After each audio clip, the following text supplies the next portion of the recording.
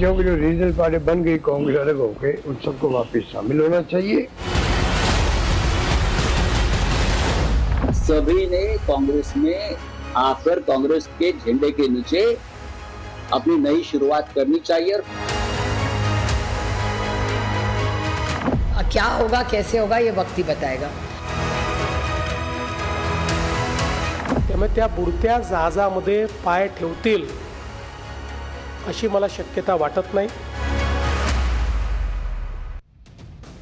बहुत सब इन पार्टियों ने देख लिया है कि इंडी गठबंधन से भी कुछ नहीं हो रहा, और बिहार बंगाल का हाल तो देखा ही ना कि वहां पर क्या हुआ। इंडी गठबंधन वाले जब भी राज्यों के चुनाव आते हैं तो कहते हैं कि भाई हमारा कोई गठबंधन है ही नहीं, हम अपना अपना चुनाव लड़ेंगे, और उसका फायदा हो जाता है बीजेपी। इसीलिए अब इंडी गठबंधन से अलग कांग्रेस में तमाम ऐसी पार्टियों के विलय की बात चल रही है। लेकिन पश्चिम बंगाल में टीएमसी विधानसभा चुनाव के हारी बॉस पूरा इंडी गठबंधन हिला हुआ है। सब कांप रहे हैं, परेशान हैं कि अब क्या होगा, अब क्या होगा। दीदी का किला ढह गया तो किसका बचेगा। बॉस मोदी विरोधी भयंकर डरे हुए, सबका माथा ठनका हुआ है। कोई खुलकर और कोई दबी जुबान में कह रहा है कि कैसे भी करो भाई, मगर मोदी को रोक लो। मतलब कुछ भी कर लो लेकिन मोदी को रोकने का कोई उपाय पता। मोदी मगर रुकेंगे कैसे। तो शिगुफा छोड़ दिया गया कि कांग्रेस की बदौलत रुकेंगे मोदी। चर्चा यह चलाई जा रही है कि जिन नेताओं ने कांग्रेस से अलग होकर नई पार्टी का गठन किया और आज की तारीख में उनका अस्तित्व संकट में है, तो फिर क्यों ना कांग्रेस में विलय कर लिया जाए। अब यह चर्चा चल रही है।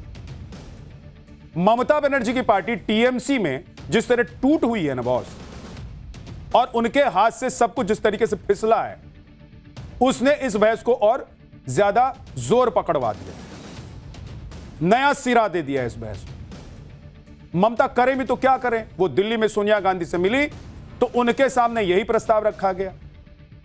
पहले तो ना नुकर किया गया, मगर अब नेता खुलकर कैमरे पर कह रहे हैं कि इस आइडिया में कोई बुराई नहीं।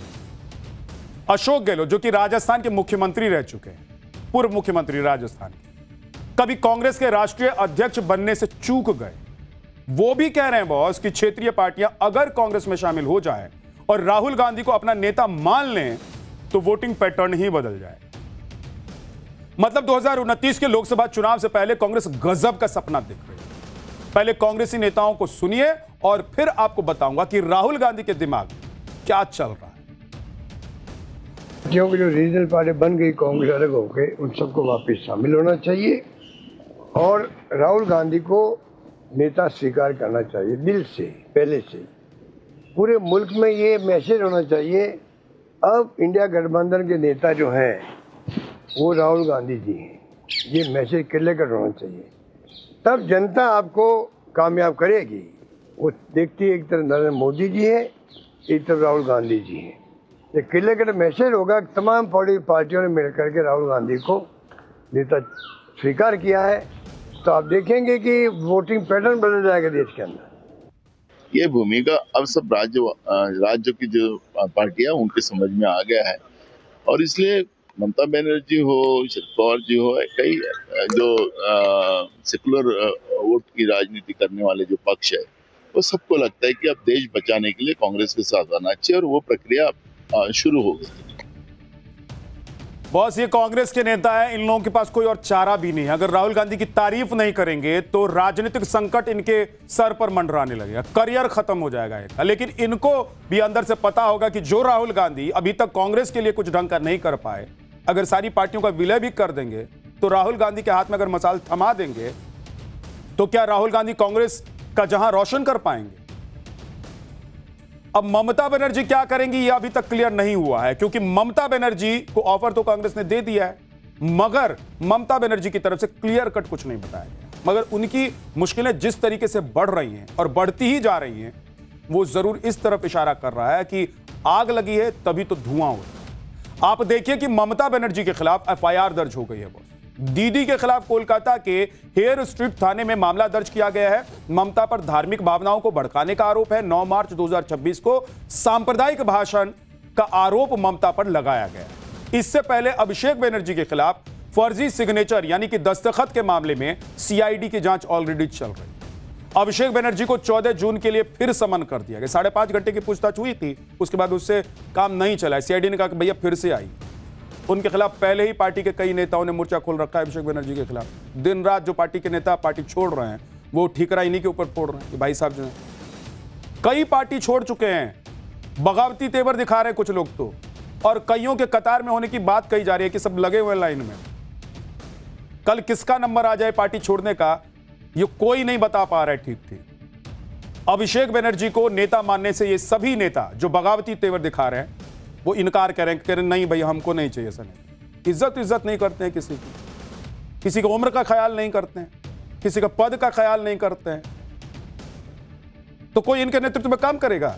आप सोचिए सर, ममता बनर्जी कांग्रेस में जाएंगी या नहीं जाएंगी यह फैसला हो नहीं पाया कि उद्धव ठाकरे की शिवसेना के संजय राउत ने कांग्रेस के विस्तार को यह कहते हुए हवा दे दी कि एनसीपी एस यानी कि शरद पवार की जो एनसीपी है उसका विलय हो जाना।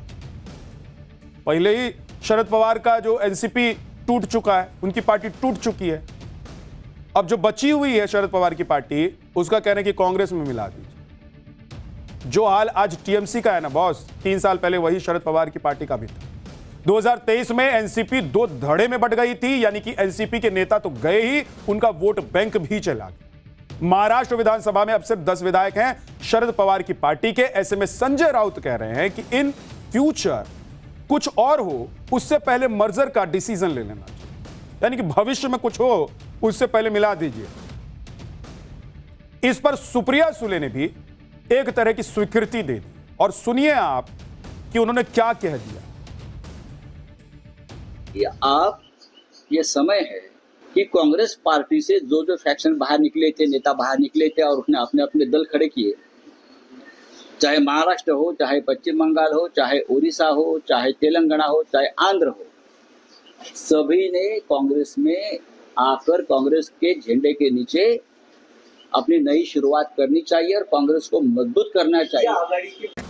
140 साल पुरानी कांग्रेस आज नरेंद्र मोदी के सामने सरेंडर मोड में है बॉस। सिर्फ 7 राज्य बचे हैं जहां या तो उनकी पार्टी का मुख्यमंत्री है या फिर सरकार में कांग्रेस साथ में, वरना बहुत बुरा हाल है देश भर में कांग्रेस का। और ऐसे में राहुल गांधी भी करें तो करें क्या? उन्होंने गुरुवार को हुई कांग्रेस की बैठक में किसी पार्टी का नाम तो नहीं लिया, मगर यह जरूर कह दिया कि कांग्रेस ही मोदी को रोक सकती है। पहले भी राहुल गांधी ऐसी बातें कर चुके हैं। सूत्रों के मुताबिक राहुल गांधी ने कांग्रेस महासचिवों, प्रभारियों और प्रदेश अध्यक्षों की बैठक के दौरान कहा कि देश में सिर्फ कांग्रेस एकमात्र विपक्षी पार्टी है जो टूट नहीं रही है और वही भाजपा और आरएसएस का मुकाबला कर सकती है।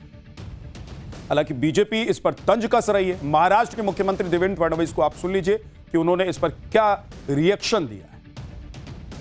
काँग्रेस हे बुडतं जहाज आहे, त्यामुळे त्या बुडत्या जहाजामध्ये पाय ठेवतील अशी मला शक्यता वाटत नाही। तथापि राजकारणात हायपोथेटिकल बोलायचं नसतं, पण मी तुम्हाला सांगतो, कोणी पाय ठेवला तर त्याचा आम्हाला फायदा आहे, आम्हाला नुकसान नाही। याचं कारण आम्हाला अधिकची पॉलिटिकल स्पेस ही त्याच्यामुळे उपलब्ध होते। बॉस, आज कांग्रेस में जिन पार्टियों की विलय की बात हो रही है ना, उनके लीडर कभी कांग्रेस का ही हिस्सा हुआ करते, फिर चाहे ममता बनर्जी हो, शरद पवार हो, जगन मोहन रेड्डी हो या फिर महबूबा मुफ्ती का नाम ले लीजिए। ये कांग्रेस से अलग हुए और अपना नया दल इन्होंने बनाया। आजादी के बाद से अब तक देखें तो कांग्रेस से अलग होने वाले नेताओं ने 62 पार्टियां बनाई। मगर सवाल है कि क्या इन छोटी छोटी पार्टियों को एक करके, टूटे हुए को जोड़ करके कांग्रेस फिर से उस तरह खड़ी हो पाएगी जैसे पहले थी?